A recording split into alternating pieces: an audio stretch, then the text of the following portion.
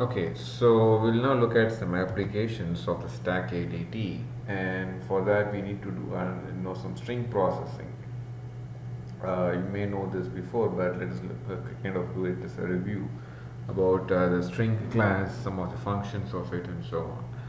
Okay, so you need to include the string and the C string header files in most of the things that we are going to do, and also include the algorithm header file because this is needed to reverse a string. Okay, so string is a built-in class in C++, so you can declare an object of class string. So string is a class name, and I'm just naming my object as original string. Now I ask the user to enter a string. Now I use a getLine function like this to input a string. So getLine cin comma original string. Now you could do cin to arrows and original string, but the difference between using cin like that and getLine here is with this getLine function you could input more than one word as part of a string. So basically you can input a line as in here as a string. Okay, whereas if you see into arrows and a string name, then if you have more than one word as part of a string, then only the first word before you have a blank space will be captured as a string. The rest of the input will be kind of not considered. Okay. Now, so in this example, I am just going to kind of convert the original string or kind of make all the characters in the original string to become uppercase characters, and I'm going to store that as a separate string. I'm not going to update the original string right away. So I declare another string called uppercase string like this, and the string class has a lot of constructor, and one of the constructors is to have an empty code. So this is like initializing the string variable uppercase string to an empty string. So now I go through the original string in a for loop, character by character, so you can treat the string as an array. So I can say the original string, the string name, and then index, so that will get you the character at a specific index in the string, and then I call the toUpper function, and that will convert whatever the character here to its uppercase version and append that to uppercase string. So you can do it like plus equals, so whatever is uppercase string you will append one more character to it, and now I can print the uppercase string.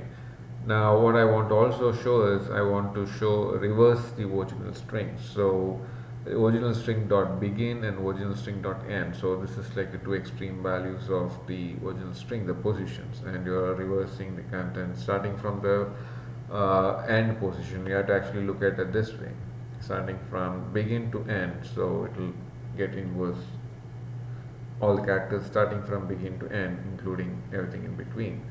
And then so you're changing the content of the original string actually by reversing it. So now if you print the original string, it will have the content reversed.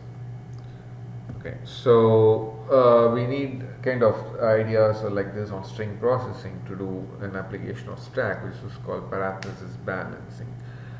Okay, so parenthesis you might have seen across in several math problems, as well as in coding we use curly braces and sometimes for functions and so on. So what we want to do is given a nested sequence of parentheses like this, for example, we want to check if it's balanced. Balance means for every opening parenthesis there should be a corresponding closing parenthesis in the right order. So if you go through this is the open parenthesis and then another open, but you're closing this, so this is the latest open parenthesis and this is closing that open parenthesis. So now this is the latest open parenthesis, you continue, this is another open, and now this is closing this open parenthesis, and this is closing this open parenthesis, and this is closing this open parenthesis. Okay, so now the second case, go from left to right, so open. So this is the latest open parenthesis and this is closing the corresponding open parenthesis. Then after that this becomes the latest open parenthesis and this is closing that. So this becomes the latest open parenthesis, another latest open square bracket. Now this square bracket closes this square bracket and this square bracket closes this square bracket. Similarly here, this is open, this is open, latest open parenthesis, and this is closing it, and then this is the latest open, and this is another latest open. So this is closing this square bracket is closing this, and this one is closing this parenthesis. So these are all cases of balanced parenthesis. Now unbalanced parenthesis, so this is open, this is open. So if you have a closing parenthesis, it should be a square parenthesis closing this one, but that's not the case. So right here, once we encounter an unbalanced case, you can stop your analysis or processing and declare the whole string is unbalanced. Similarly, this is open, open, close. Okay, it matches with this. Now this is the open parenthesis. Now this is a closing parenthesis. This is the latest open, but this is a closing parenthesis for that. No, it doesn't match. So you can say the parenthesis is unbalanced. So you can see in this example, we proceed from left to right and keep track of what is the latest open parenthesis, and whenever you see a closing parenthesis, we are checking whether it matches with what is the latest open parenthesis. So this is an ideal case of using a stack. So the idea is you process from left to right. Whenever you see an open parenthesis, keep pushing that open parenthesis to the stack, and by that we can also keep track of what is the top of the stack. And then when you see a closing parenthesis, pop the stack and see what you popped out of the stack is the corresponding open parenthesis for the closing parenthesis you're currently having. If not, you say the expression is unbalanced. So that's the idea here. So we need here a character stack in order to do this. So assume that, so if I give you a project assignment on this, I'll give you a code with a character based stack. So you declare the class name and create an object of class stack. So the object name is anything that you could give.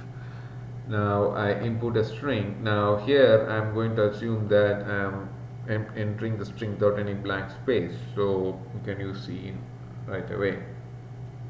You can also use getLine function. So there's nothing wrong with it. Okay. Now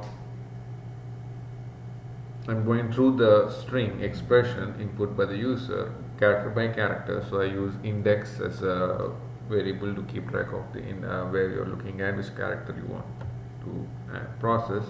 So index is initialized to 0 and index less than expression dot size. Now expression of index will give you the character at the specific index, and I store that as a variable called symbol. Now I have to check if it's an opening symbol or closing parenthesis symbol. Now we could work with any of these three open parenthesis symbols. So if the symbol value is any of these three parenthesis symbols, open parenthesis symbol, then you push that symbol to the stack and then do index plus plus, move on to the next index, and then continue the loop. It means the control will not continue to statements below the if. It will immediately go to the condition part of the while loop and check if the condition is true. It will then continue run the next iteration. So that's the purpose of the continue statement.